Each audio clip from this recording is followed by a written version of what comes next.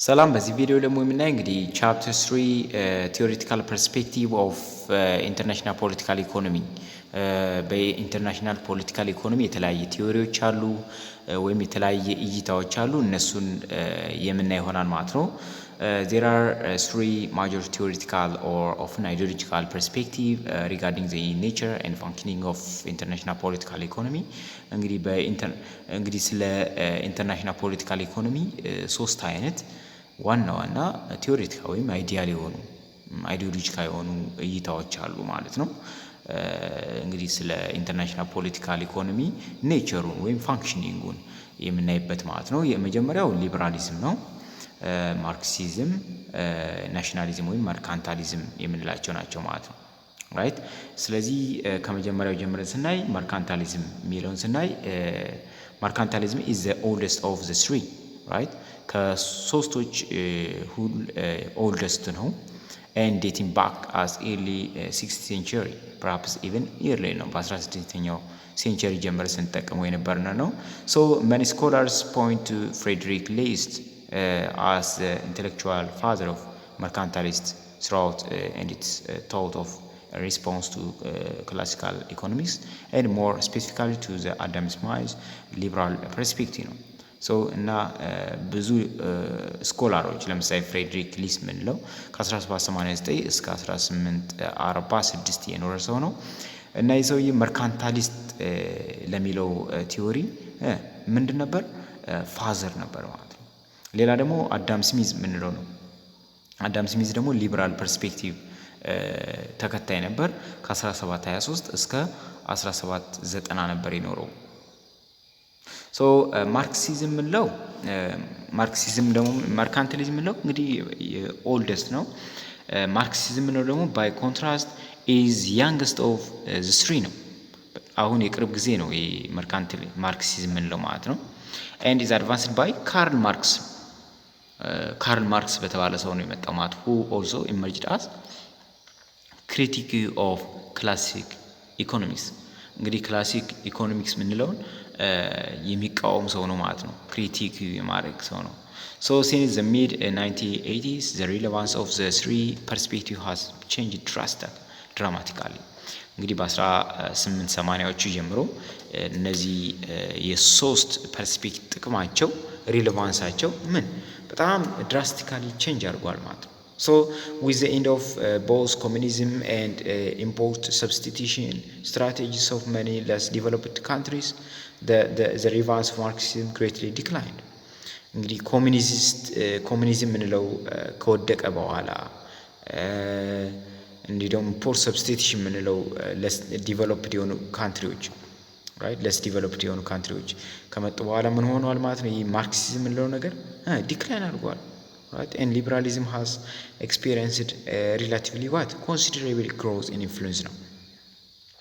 So around the world, more and more countries are accepting liberal principles as they open their economies to import and foreign investment, scale down the role of state in the economy, and shift to export lead growth strategies. So Marxism as a doctrine of how to manage an economy has been discredited, but as an analytical tool and ideological critique of capitalism, it survived and will continue to survive as long as those flaws of capitalist system remains. Example, widespread poverty side by side with great wealth and those intense rivalries of capitalist economies over market share.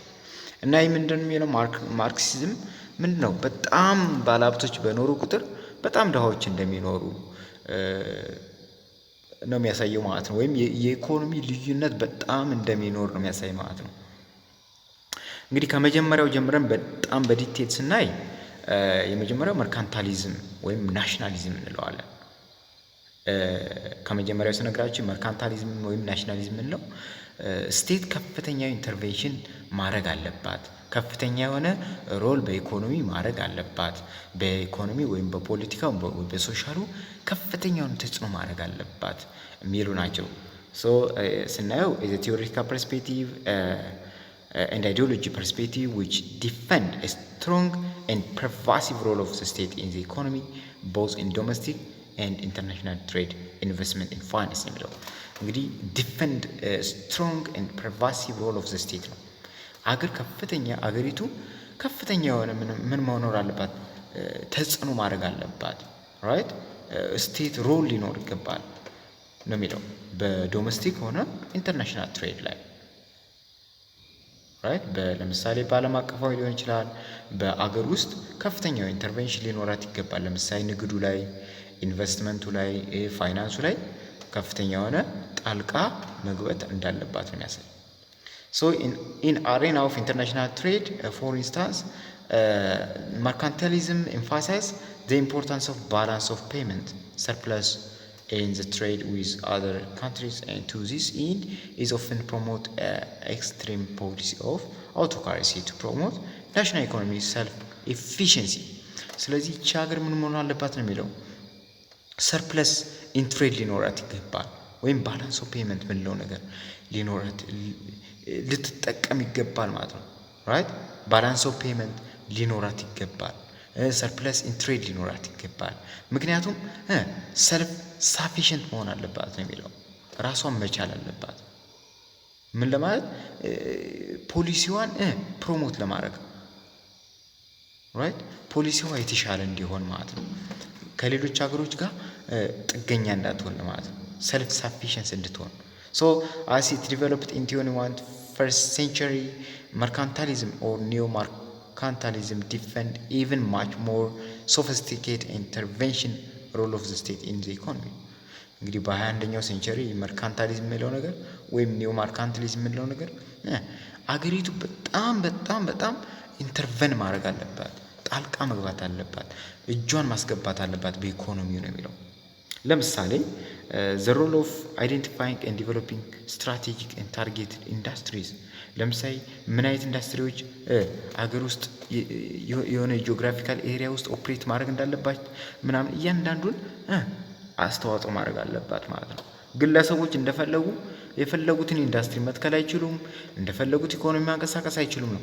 በቃ ስቴት መቆጣጠር አለባት፣ እቅዱን ማቀድ አለባት ነው የሚሉት። ሶ ኢንዱስትሪ ኮንሲደር ቪታል ቱ ሎንግ ተርም ኢኮኖሚክ ግሮዝ ሶ ስሩ ቫራይቲ ኦፍ ሚንስ እንግዲህ የተለያየ መንገዶችን መጠቀም ትችላለች። ለምሳሌ ታክስ ማስጣል ትችላለች፣ ታክስ ፖሊሲ መጠቀም። እንዲህ ደግሞ ሲቲዝኖችን ማገዝ ከፈለገ ደግሞ ስቴቷ ሰብሲዳይዜሽን መስጠት፣ ድጎማ መስጠት፣ ባንኪንግ ሬጉሌሽን ባንኩን ሬጉሌት ማድረግ፣ ላበር ኮንትሮል፣ ኢንተረስት ሬት ማኔጅመንት እነዚህን በደንብ መስራት አለባት ነው የሚለው ስቴት። ሶ አኮርዲንግ ቱ መርካንታሊስት ስቴት ሹድ ኦልሶ ፕሌይ a disciplinary role in the economy to ensure adequate level of competition። ስለዚህ አገሪቱ ምን ማድረግ አለባት ነው? ከፍተኛ የሆነ ተጽዕኖ ማድረግ አለባት በኢኮኖሚ ላይ። ምን ለማድረግ? በቂ የሆነ ውድድር ለመፍጠር ከሌሎች ሀገሮች ጋር ማለት ነው። ራይት በቂ የሆነ ተወዳዳሪ ለመሆን ማለት አዲኩዌት የሆነ ሌቭል ኦፍ ኮምፒቲሽን ኮምፒት ማድረግ ስላለባት ማለት ነው። ምክንያቱም ጀስት አውቶክራሲ ነው። የዚህ ዘመን አውቶክራሲ ነው ማለት ሁሉም ምንድን ነው ራሱን መቻል አለበት። በዓለም ውስጥ ታዩት አንድ አድርጎ የሚያግዛት አንድ ነገር የለም፣ ተወደቀች። ስለዚህ በዚህ አውቶክራሲ በሞላበት ጊዜ ጀስት ሰልፍ ሳፊሽንት መሆን አለብን፣ ራሳችን መቻል አለብን። አገሪቱ ራሷን መቻል ዲፔንድ መሆን የለባትም በሌሎች። ስለዚህ ከፍተኛ የሆነ ኢኮኖሚ ላይ ኢንተርቨን ማድረግ አለባት፣ ኢኮኖሚ መቆጣጠር አለባት የሚለው። ሶ ዘ ፕሩፍ ኦፍ ዘ ሪሌቫንስ ኦፍ መርካንታሊዝም ስሩአውት ኢን ዘ ኮንቴምፖራሪ ኢንተርናሽናል ፖለቲካል ኢኮኖሚ ኢዝ ፋውንድ ኢን ዘ ሪሰንት ኤክስፒሪየንስ ኦፍ ዘ ጃፓኒስ። አሁን ይህንን እየተጠቀሙ ያሉ እነ ጃፓን አሁን እየተጠቀሙ ነው። ለምሳሌ እነ ሳውዝ ኮሪያም፣ ታይዋኒስ፣ ቻይና ናሽናል ፖለቲካል ኢኮኖሚ ሁዝ ስቴት ፉልፊል ዘ አበቭ ስቴት ሮል ኦልሞስት ፐርፌክትሊ እና ይህን እንደሚጠቀሙ ነው በቃ። ሶ ኢንስቴድ ኦፍ ዘ ተርም መርካንታሊዝም ሃውኤቨር ዚስ ስቴትስ እንግዲህ እስካሁን ያየናቸው ስቴቶች እነ ጃፓን፣ እነ ሳውዝ ኮሪያ፣ እነ ታይዋን፣ እነ ቻይኒስ የሚጠቀሙ መርካንታሊዝም ነው። ግን መርካንታሊዝም ብለው ሳይሆን የሚጠቀሙት ምን ብለው ነው? ዴቨሎፕመንታል ስቴት አፕሮች ብለው ነው ማለት ነው። ራይት ዴቨሎፕመንታል ስቴት አፕሮች የሚል ስም ሰጠው እየተጠቀሙት እንደሚገኝ ነው የሚያሳየው። ዘ አዘር ዋን ኢዝ ሊበራሊዝም ነው። ሊበራሊዝም ደግሞ እንደምታውቁት ምንድን ነው? ነፃነት የተሞላበት ነው። ላይብሬቲ ማለት ነው። አንድ ሰው እንደፈለገ መነገድ ይችላል። አገሪቱ ምንም ቁጥጥር ማድረግ የለባትም፣ ወይም ፍሪደም መስጠት አለባት። ነፃነት በነፃነት ዜጎች የፈለጉትን መስራት ይችላሉ፣ የፈለጉትን ማምረት ይችላሉ፣ እንደፈለጉት መሆን ይችላሉ። እና ይህንን ስናይ is a mainstream perspective in international political economy. It defends the idea of free market system. ፍሪ የሆነ ማርኬት ሲስተም መኖር አለበት። ለምሳሌ ፍሪ ትሬድ ሊኖር ይገባል፣ በነፃነት መነገድ፣ ትሬድ ሊበራላይዜሽን and a free financial and foreign direct investment። በቃ ፍሪ የሆነ ሁሉም ነገር ፍሪሊ መሆን አለበት ነው የሚለው። So accordingly, removing impediment or barrier to the free flow of goods and services among countries is the foundational value and principles of liberalism. እነዚህ ባሪሮች ለምሳሌ በነፃነት እንዳንነግድ በነፃነት እንዳንሰራ የሚያደርጉ ባሪሮች እንቅፋቶችን ምን ማድረግ አለብን? ማስወገድ አለብን ነው። ራይት ፍሪ ፍሎ ኦፍ ጉድስ መኖር አለበት ነው። በነፃነት ምርትና አገልግሎቶች መጓጓዝ አለባቸው ነው። Right? So the consensus among advocates of free trade is that it reduces what price? እንግዲህ እነዚህ ፍሪ ትሬድ መጠቀማችን ወይም ላይበራሊዝም የሆነ ኢኮኖሚ መጠቀማችን ምን ይሰጠናል? ሬይዝ ስታንዳርድ ኦፍ ሊቪንግ ስታንዳርድ የኑሮ ሁኔታችን ያሻሽልናል። ሪዱስ ፕራይስ የምርትና አገልግሎቶችን የምንጠቀማቸውን ዋጋቸው እንዲቀንስ ያደርጋል። ምክንያቱም ኮምፒቲሽን ስለሚኖር ማለት ነው። and also makers a wide variety of product available ብዙ አይነት ፕሮዳክት ምርትና አገልግሎት ይኖራል። contribute to improvement in quality of goods and service ምርትና አገልግሎቶች ጥራት እንዲኖራቸው ያደርጋሉ ማለት ነው።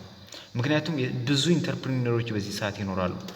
ፍሪ ትሬድ ወይም ፍሪ ማርኬት ካለ ለራሳቸው ብለው ስለሚሰሩ ዜጎች ትርፋማ ለመሆን ብዙ ስራዎችን ኢንተርፕሪነር ይሆናሉ። ስለዚህ ፍሪ ማርኬት እነዚህ ጥቅሞች አሉት ብሎ አድቮኬት ያደርጋል ማለት ነው። ሶ ሊበራሊዝም ፖለቲካል ኢኮኖሚስት ቢሊቭ ዛት by removing barriers to the free movement of goods and service among countries as well as within them, countries would be encouraged to specialize in producing certain goods, thereby contributing to the optimum utilization of resources such as land, labor, capital, entrepreneurability of the worldwide የሚለው እና በዚህ ሊበራል በሆነ ኢኮኖሚ ላይ ማለት ነው ፖለቲካል ኢኮኖሚስ ላይ ምንድን ነው ባሪሮች እነዚህ በነፃነት እንዳንሰራ የሚያደርጉት በነፃነት ሙቭ እንዳናረግ ምርትና አገልግሎቶች እንዳናንቀሳቀስ የሚያደርጉ እንቅፋቶችን ማስወገድ አለብን። ራይት እንዲሁ ደግሞ ምን ማድረግ አለብን? በአንድ ምርትና አገልግሎት ላይ ምን ማድረግ አለብን? ስፔሻላይዝ ማድረግ አለብን። ራይት ከዛ ምን ማድረግ አለብን? ኦፕቲመም የሆነ ዩቲላይዜሽን ኦፍ ሪሶርሶችን በአግባቡ መጠቀም አለብን። ለምሳሌ ሪሶርስ ምንላቸው እነዚህ ላንድ፣ መሬት፣ ላበር፣ የሰው ኃይል፣ ካፒታል፣ የገንዘብ ካፒታል ምንለው ካፒታል ሪሶርስ ማለት ነው።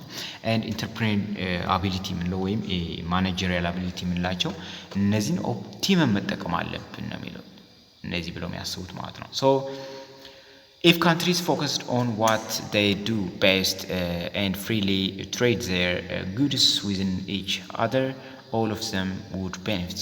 እና እነዚህን አይነት ፍሪሊ ትሬድ ማድረግ ከቻሉ ሀገሮች ሁሉም ተጠቃሚ ይሆናሉ ነው የሚሉት።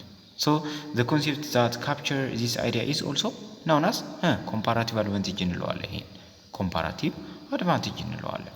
So however the theory of comparative advantage has been undermined by the current wave of economic globalization. So the growth of transnational or multinational corporations complicate global trading. እንግዲህ በዚህ እነዚህ መልቲናሽናል ኮርፖሬሽን ምንላቸው ወይም ግሎባል ትሬዲንግ በጣም ኮምፕሌክስ እየሆነ ሄዷል ነው የሚለው። ኮምፓራቲቭ አድቫንቴጅ ምንለው በጣም አንደርማይንድ ሆኗል። ራይት አንደርማይንድ ሆኗል ማለት ነው።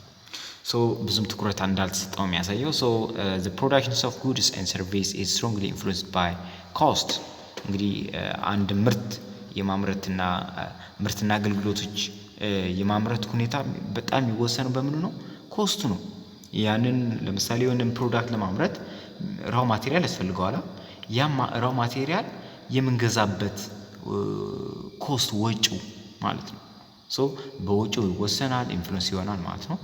አርቢትራሪ ስፔሻላይዜሽን በስፔሻላይዜሽናችን ኤንድ ገቨርንመንት ኤንድ ኮርፖሬት ፖሊሲስ እና በኮርፖሬት እና በመንግስታዊ የሆኑ ፖሊሲዎች ኢንፍሉዌንስ እንደሚሆን ነው የሚያሳየው። ሶ ዚስ ዲቨሎፕመንት ዞስ ማርክ a shift from the conventional theory of comparative advantage to what is known as competitive advantage. ስለዚህ comparative advantage ምንለው ይቀርና competitive advantage ነው አሁን ያለ ማለት ነው። right? competitive advantage ነው። So as a result, despite a global acceptance of the concept of free trade, government continue to engage in protectionism. ስለዚህ መንግስት ምን ላይ ነው ትኩረት እያደረገ ያለው? ፕሮቴክሽኒዝም ነው። right? So for example, the European Union, the United States each support their own commercial aircraft industries so that those industries can compete more effectively in the market dominated by a few companies ነው። እና ይሄ ደግሞ few companies ነው በቃ ዶሚኔት የሆኑት እዚህ ጋር right? በሶስተኛ ደረጃ ደግሞ የምናየው ማርክሲዝም ነው። right? Marxism. So following the collapse of the Soviet Union in 1990s and the apparent embrace of the free market economy by significant numbers of developing countries, there was widely held belief that such phenomena marks a clear failure and hence death of Marxism. እና ሶቪየት ዩኒየን የምትጠቀም ወይም ዩኤስኤስአር የምትጠቀም ምን ነበረ? ማርክሲዝም ነበር። right? ማርክሲዝም ወይም ኮሚኒስት የሆነ ኢኮኖሚ ነበር። ግን በ1990ዎቹ ጀምራ ምን አድርጋለች? በጣም እየወደቀች ሄደች። ኢኮኖሚዋ በጣም ወደቀች። ከዛ በኋላ ምን ሆነ ማለት ነው? ማርክሲዝም የምንለውም እንደማይሰራ ታወቀና ዲክላይን አደረገ ማለት ነው። However, while it is critically true that central planning and command economy, which was what existed in Soviet Union and other so-called socialist communist states, they were not true communist too. So has proven to be a failure. It's not necessarily true that all or even most of the Marxist critique of capitalism has been negated by any historical and contemporary realities. እና ባጭሩ ማርክሲዝም ምንለው ኮማንድ ኢኮኖሚ ነው። በቃ ኮማንድ ኢኮኖሚ ነው። ሁሉም ፕላኒንጉ የሚሰራው በምንድን ነው? በመንግስት ነው። ሴንትራል በሆነ ገቨርንመንት ነው። አጠቃላይ እቅዶች የሚታቀዱት በመንግስት ነው ማለት ነው። እና ኢንፋክት አኮርዲንግ ቱ ዘ አድቮኬትስ ኦፍ ማርክሲዝም ጀስት ዘ ኦፖዚት ኢዝ ዘ ኬዝ ነው። እንግዲህ አሁን ላይ ከማርክሲዝም አድቮኬት ከማድረግ ተቃራኒው ማለት ነው። ሶ ግሎባል ኤንድ ናሽናል ኢንካም ኢኒኳሊቲ በአሁኑ ሰዓት ምን ያለው በዓለማችን የኢንካም እና የግሎባል ኢኒኳሊቲ አለ። ለምሳሌ ስናይ ለምሳሌ ሪቸስት 20% በዓለማችን ሀብታሞች 20%ዎች የዓለማችንን 83% ኢኮኖሚ ይዘዋል። እንዲህ ደግሞ ደሃ 20%ዎች የዓለማችን 1% ኢኮኖሚ ይዘዋል። ስለዚህ ምን ያህል ልዩነት እንዳለው ይሄ በዚህ ውስጥ ደግሞ ይሄ ሆነ ማለት ነው ምንድነው? ኤክስፕሎይቴሽንስ ኦፍ ላበር ይኖራል። right? የደሃው ማህበረሰብ መበዝበዝ አለ ማለት ነው። እንዲሁ ደግሞ the problem of child labor ህፃናቶችን የማሰራት አቅማቸው በላይ even child slave labor አለ። ህፃኖችን እንደ ባሪያ ወስዶ ማሰራት has becomes endemic and so on so forth። ስለዚህ ይሄ በጣም አሰቃቂ እንደሆነ ነው የሚያሳየው። ስለዚህ ማርክሲስት then tells us that all of these critics are cut from the same cloth። ስለዚህ እነዚህ ነገሮች ማስወገድ አለብን ያለ ማርክሲስት ወይም ይሄ ፕሪንሲፕል። so in particular they all reflect the inherent instability and volatility of global capitalist system that has become what increasingly reliant on financial speculations for profit making። ስለዚህ እነዚህ ማርክሲዝም የሚለው ምንድነው? በዓለማችን የካፒታሊስቲክ የምንለው ኢኮኖሚ መቃወም አለብን ነው። በቃ ይቃወማል። ለምን? በቃ ፕሮፊት ሜኪንግ ብቻ ስናደርግ ብዙ የሚጎዳ ማህበረሰብ አለ ነው የሚለው። በቃ ብዙ ሰው እየተጎዳ እንደሆነ፣ ብዙ ማህበረሰብ እየተጎዳ እንደሆነ፣ ብዙ ልዩነት እየፈጠረ እንደሆነ ነው የሚያሳየው። ሶ some actors are also making a huge sum of money። አንዳንድ አክተሮች ምንድነው አንዳንድ አገሮች ሊሆን ይችላል፣ ግለሰቦች ሊሆን ይችላል፣ ድርጅቶች ሊሆን ይችላል በጣም ከፍተኛ የሆነ ትርፍ ያመጣሉ። ራይት ሌሎች ደግሞ ምንድነው ያደርጋሉ ማለት ነው በጣም ይከስራሉ ማለት ነው አይደል? from the capital bubble that finance capitalism produce then this create illusion that everything is working well። ይህ እንግዲህ illusion ነው በቃ በጣም ከባድ ነው የሚለው። so giving all the above realities about contemporary international political economy therefore report of Marxism this is greatly exaggerated። ስለዚህ እንግዲህ ማርክሲዝም የምንለው ነገር መውደቁ በጣም አሳሳቢ እንደሆነ ነው የሚያሳየው። so in addition to the all above mentioned foundation theoretical international political economy the following three contemporary theories of international political economy are also worth considering ነው እና ሁሎችንም መገምገም የምንችልበት ሌላ አዲስ ቲዮሪ መጥቷል ማለት ነው። ኮንቴምፖራሪ ቲዮሪ መጥቷል ማለት ነው። ሶ ይህ ቲዮሪ ምን ይባላል? ሄጂሞኒስቲክ ስቴቢሊቲ ቲዮሪ እንለዋለን፣ HST እንለዋለን እና is a hybrid theory containing element of Mercantilism, Liberalism and even Marxism እና የሄጂሞኒስቲክ ስቴቢሊቲ ቲዮሪ የምንለው አዲስ ነው፣ አዲስ ቲዮሪ ነው እና የሁሎች እነዚህ የሶስቶችም ድምር ነው ማለት ነው። አይ ከነዚህ ከሶስቶች ሁሉም ፖዚቲቭ ሳይዳቸውን ወስዶ የመጣ ቲዮሪ ነው ማለት ነው። so it is the closest association however with the Mercantilism እና ይሄኛው ከብዙ ጊዜ የሚቀራረብ ከምንድነው ማርካንታሊዝም ከሚለው ቲዮሪ ጋር ነው ማለት ነው። ማርካንታሊዝም ቲዮሪ ደግሞ ምን ነው ብለናል? አገር ከፍተኛ የሆነ አገሪቱ ከፍተኛው ኢንተርቬንሽን ማድረግ እንዳለባት የሚያሳይ ቲዮሪ ነው ማለት ነው። so the connection with Mercantilism may not be immediately apparent but is not difficult to discern። ብዙም ኮኔክሽኑ ብዙም በቃ apparent አይደለም ግን it's not difficult to discern ነው የሚለው። so the basic argument of HST is simple. so the root cause of economic trouble that bedeviled Europe and much of the world in the Great Depressions of 1920s and 1930s was absence of benevolent hegemon.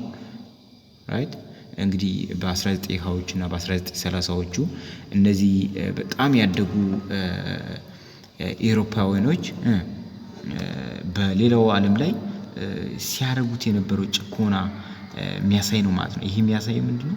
አብሰንስ ኦፍ ቤኔቮለንት የሆነ ሄጂሞን አለመኖር ነው። ወይም የዓለምን ኢኮኖሚ አንድ አድርጎ የሚያንቀሳቅስ ታላቅ ኃይል አለመኖሩ ነው የሚሉት። ሶ ይሄኛው ቤኔቮለንት ሄጂሞን ምንለው ምንድነው? is dominant state willing and able to take responsibility ነው። በቃ ዶሚናንት የሆነ ትልቅ በቃ በኢኮኖሚ ዶሚናንት የሆነ እነዚህን ነገሮች ለመቅረፍ ኃላፊነት የሚወስድ ማለት ነው። right so in the sense of acting as an international lender to last resort so as well as a consumer of last resort for the smooth operation of the international or economic system as a whole በአገሪቱ ላይ ወይም በዓለም ላይ የተመጣጠነ ኢኮኖሚ እድገት እንዲኖር ኦፕሬሽን እንዲኖር የሚያደርግ አንድ ታላቅ ኃይል ፈቃደኝነቱን ወስዶ የሚሰራ መኖር አለበት ነው የሚለው። ይሄ ቤኔቮለንት ሄጂሞን ነው ቃል ማለት ነው።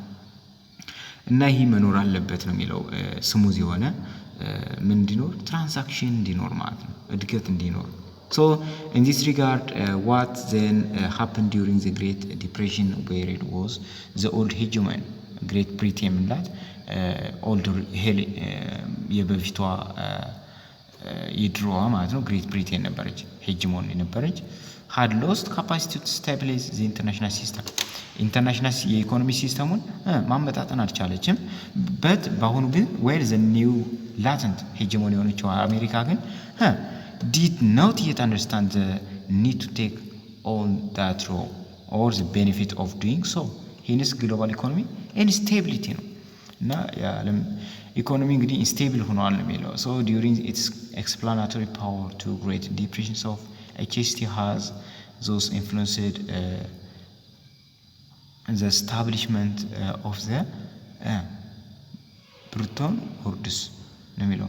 So at this point it is specifically worth noting that Great Britain was given an important role to play, but British interest and desire were clearly secondary.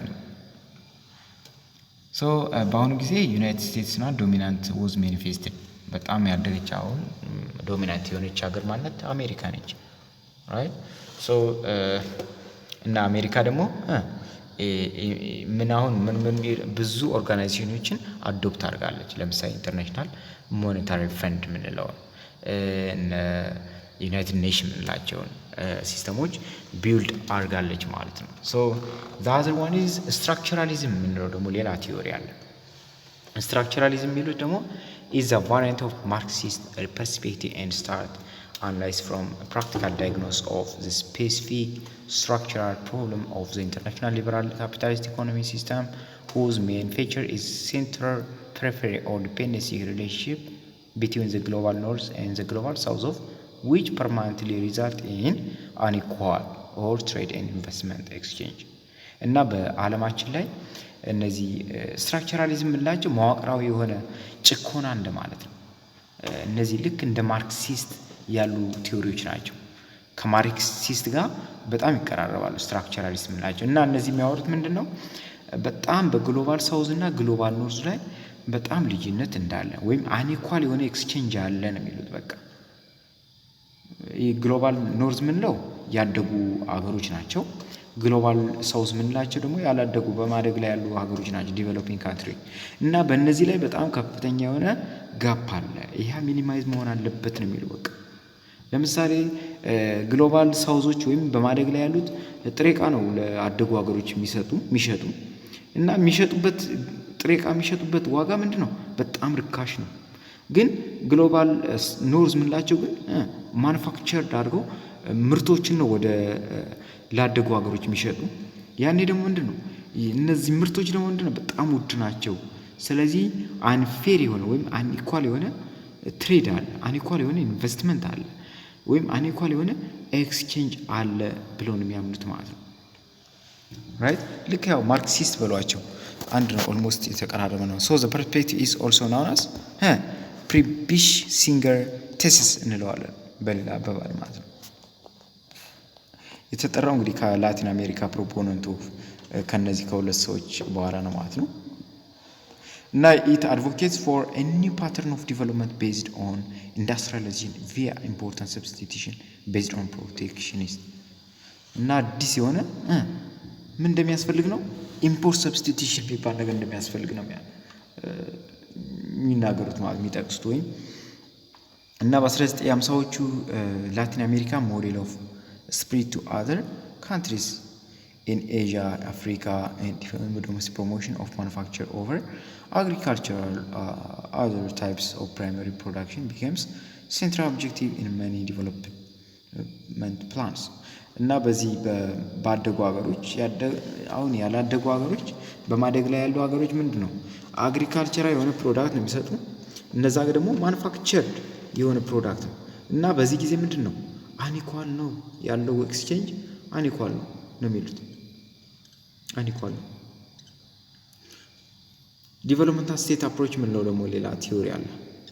እና ሪያላይዝ the failure of neoliberal development paradigm ኒዮሊበራል ምንለው ፓራዳይም የሚያስወግድ ነው ማለት ነው። in solving economic problems in developing countries ነው። ያ በማደግ ላይ ያሉ ካንትሪዎችን የኢኮኖሚ ፕሮብለም ሶልቭ ለማድረግ ይሄ ሊበራሊዝም የምንለውን ነገር ምን ማድረግ አለብን? ማስወገድ አለብን የሚሉት። ሶ various writers suggest that developmental state development paradigm as an alternate development paradigm። ስለዚህ ይሄ ዋናው መለወጥ ያለብን ነገር ነው የሚለው። so the concept of developmental state is variant of what mercantilism። እንግዲህ ይሄ ምንድነው የዲቨሎፕመንታል ስቴት ምንለው ልክ መርካንታሊዝም እንደሚሎች ነው፣ ተመሳሳይ ነው። ምክንያቱም ምንድነው robust role of the state in the process of restructuring transformation አድቮኬት የሚያደርገው ማለት ነው። ለምሳሌ መርካንታሊዝም ቢሆን ዲቨሎፕመንታል ስቴትም ቢሆን ምን ነው የሚሉት ስቴት ከፍተኛ የሆነ ኢንተርቬንሽን ማድረግ አለባት፣ ጣልቃ መገባት አለባት በኢኮኖሚው ላይ ነው የሚሉት። right so the term developmental state thus refers to a state that intervene and guide the direction and pace of economic development. Some of these core features of developmental ምንላቸው አሉ ማለት ነው። ስለዚህ አገሪቱ ከፍተኛ የሆነ ጣልቃ መግባት አለባት በኢኮኖሚው ላይ ነው። በተለይ ያደጉ በማደግ ላይ ያሉ ሀገሮችን ለማሳደግ ይህንን ፕሮሰስ መጠቀም አለብን ነው የሚለው። ወይም እና እነዚህ ፌቸሮች ስናያቸው ለምሳሌ ስትሮንግ የሆነ ኢንተርቬንሽን አለ በዚህ በዲቨሎፕመንታል ስቴት ወይም ይሄኛው ማለት ነው ዲቨሎፕመንታል ስቴት አፕሮች ምንለው ወይም መርካንታሊዝም አለ። በዚህ ሲስተም ምን አለ? አንደኛ ስትሮንግ ኢንተርቬንሽን አለ። ፈተና ላይ ሊመጣ ይችላል። እነዚህ ፌቸሮች ናቸው። አንደኛ ስትሮንግ ኢንተርቬንሽን አለ። ስትሮንግ ኢንተርቬንሽን ማለት ምን ማለት ነው? አገሪቱ እነዚህ በጣም ጣልቃ መግባት አለባት ማለት ነው። ራይት። ሁለተኛ ደግሞ ኤግዚስተንስ ኦፍ ቢሮክራቲክ አፓራትስ ቱ ኤፊሽንትሊ ኤንድ ኢፌክቲቭሊ ኢምፕሊመንት ዘ ፕላንድ ፕሮሰስ ኦፍ ዲቨሎፕመንት። እነዚህ እንግዲህ በዲቨሎፕመንታል ስቴት አፕሮች ምንለው አገሪቱ ናት ህጎች የምታወጣ አይደል? የተለያየ እቅዶች የምታወጣ አገሪቱ ናት። ስለዚህ እነዛን ደግሞ የሚያስፈጽሙ ቢሮክራቲክ የሆኑ ሲስተሞች አሉ። እነዚህን ነገሮች ለማስፈጸም የተቋቋሙ ቢሮዎች አሉ ማለት ነው። The other one, existence of active participation and response of the private sector to state intervention. ስለዚህ አክቲቭ የሆነ ፓርቲሲፔሽን አለ በፕራይቬት እና በስቴት ኢንተርቬንሽን። መንግስት ጣልቃ ሲገባ ለምሳሌ አንድ ባለ ሀብት ቢኖር ኢንዱስትሪ ያለው ባለ ሀብት ቢኖር መንግስት አለ። ስለዚህ መንግስት ቀረጥ ሲያስጥለው ወይም ኢንተርቬን አድርጎ ማስቆም አመራርቱን መቀየር እንዳለበት ለማሳወቅ ምን አለ? ፍሪ የሆነ ወይም አክቲቭ የሆነ ፓርቲሲፔሽን አለ፣ መግባባት አለ ማለት ነው። ራይት፣ መግባባት አለ። መንግስት እንደፈለገ ማንሳት አይችልም፣ ግን ጀስት አክቲቭ የሆነ ፓርቲሲፔሽን መኖር አለበት ነው የሚለው። The other one is regime legitimacy built on development result that ensures the benefit of development are equitable, shared, and consequently the population is actively engaged in the process of formulating and executing common national project development. የሆነ ህጋዊ የሆነ ሪጅም መኖር አለበት ነው የሚለው። እና እነዚህ አሁን ደግሞ ሰርቫይ ኦፍ ዘ ሞስት ኢንፍሉዌንሻል ናሽናል ፖለቲካል ኢኮኖሚ ሲስተም ኢን ዘ ወርልድ ነው። በዓለም በጣም ኢንፍሉዌንሻል የሆኑ በጣም በኢኮኖሚ ፖለቲካ ኢኮኖሚው ላይ በጣም ከፍተኛ የሆነ እንትን ያደርጉ ያሉ አገሮችን ነው የምናይ። እና እዚህ አንደኛ አሜሪካን ሲስተም ማርኬት ኦሪየንትድ ካፒታሊዝም ነው፣ የአሜሪካ ሲስተም ነው። ሁለተኛ ደግሞ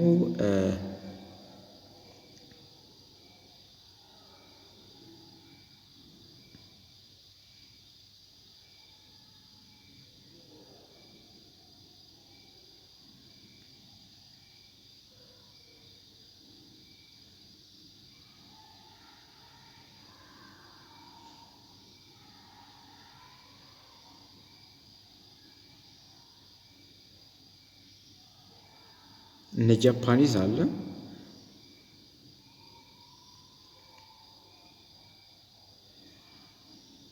እዚህ ጋር ልዩነታቸውን መያዝ አለባችሁ። ልዩነታቸውን ሁለተኛው እዚህ ዘንዳ ጃፓኒስ ነው። ጃፓን የምትጠቀመው ስርዓት ማለት የኢኮኖሚ ስርዓት አለ። ኢኮኖሚ ኋላ ደግሞ የጀርመን ያለን እና ልዩነታቸው ጃፓን የምትጠቀመው የትኛውን ኢኮኖሚ ሲስተም ነው? አሜሪካ የምትጠቀመው የትኛው ኢኮኖሚ ሲስተም ነው? ጀርመን የምትጠቀመው የትኛው ኢኮኖሚ ሲስተም ነው? የሚሎች እዚህ ጋር ያሉት በደንብ መያዝ አለባቸው። እንዳዛምድም ይመጣሉ ብዙ ጊዜ። ስለዚህ ይህንን ነገር ጀስት እናንተ አንቡት። ሜቢ ካስፈለገ የሚያስፈልግ ከሆነ ኮሜንት ላይ ጻፉልኝ። ጊዜ ካገኘው ልሰራላችሁ እችላለሁ ማለት ነው። ይህን ኖቱን ፓውዝ እያደረጋችሁ ማንበብ ትችላላችሁ ብዬ ነው እንደዚህ ማድረገው።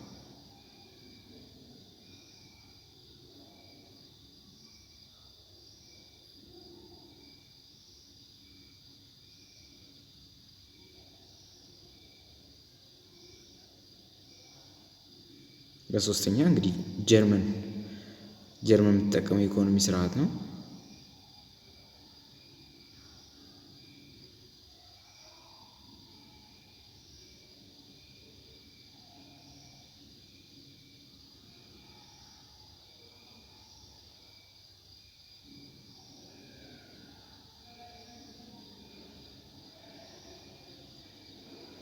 ይህን ኖቱ ከተመቻችሁ ማንበብ ትችላላችሁ።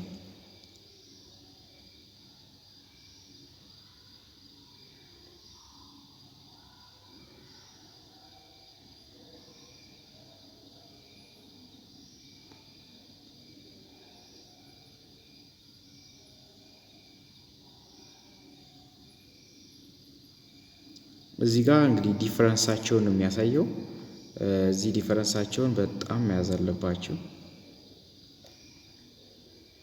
በጣም ውስብስብ የሆነ ነገር አትናትሩ፣ ግን ስፔሲፊክ የሆነች በቃ ላይ የምትል ነው እንጂ ብዙም ፈተና የሚመጣም ጀስት የሚጠቀሙት የኢኮኖሚ ስርዓትና ልዩነታቸውን ነው እንጂ ብዙም ፈተናው እንታል ሁሉም እንታል የሚከብድ አይመጣም ይመስለኛል እንጂ ኖቱ ድፍን ያለ ነው፣ ትንሽ ያስቸግራል። ስለዚህ ዘንድ ያላቸውን ልዩነት ምናምን በተለይ በዚህ ያለ ፖይንቶችን አንቧቸው።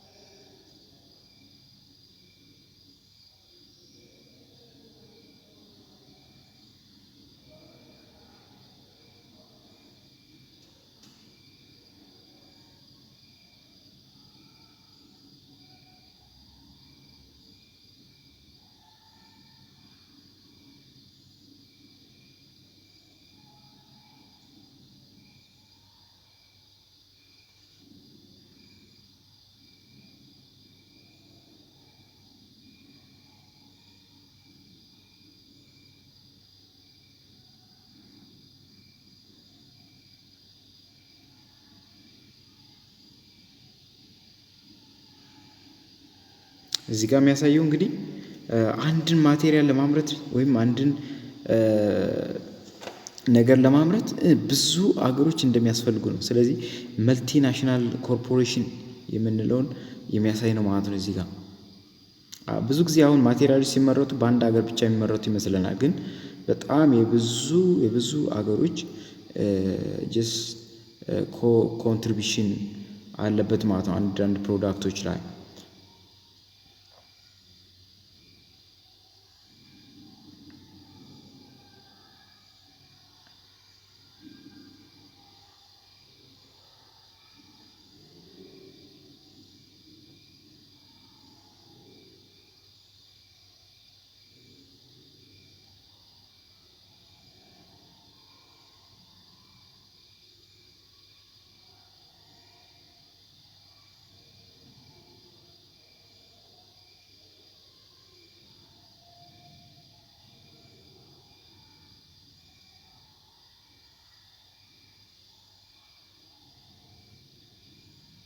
አመሰግናለሁ።